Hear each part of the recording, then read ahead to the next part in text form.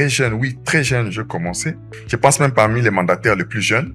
Lorsque moi, j'ai été nommé en 2022, c'était moi les mandataires les plus jeunes.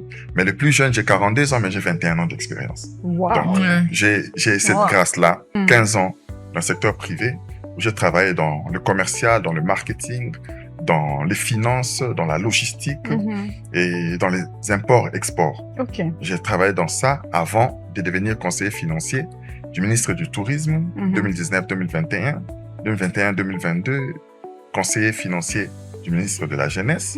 En 2022, conseiller en charge d'entrepreneuriat et insertion socio-professionnelle des jeunes.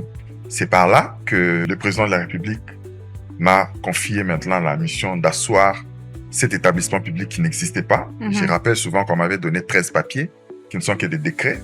J'ai eu la nomination à la RTNC, tout le monde était content, DG. Vous le saviez, vous, votre nomination, ou vous apprenez comme tout le monde en regardant à la télé? Je me suis toujours posé cette question, merci. Je pense que peut-être c'était dans la tête du ministre. Parce que je vous dis, lorsqu'il m'a enlevé, il m'a déplacé du poste de conseiller financier pour m'envoyer là-bas. Peut-être lui avait déjà un plan. Un plan. Parce que les DG, c'est les ministres qui proposent. Le ministre sectoriel qui propose la nomination, donc, et puis les présidents décident. Le conseil juridique vient m'informer.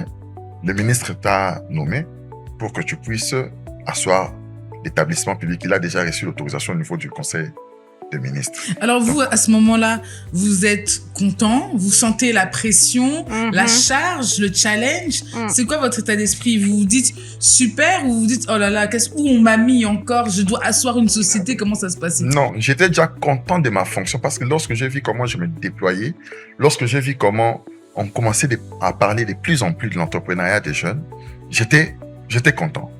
Je me sentais maintenant dans mon assiette au fait. J'étais content.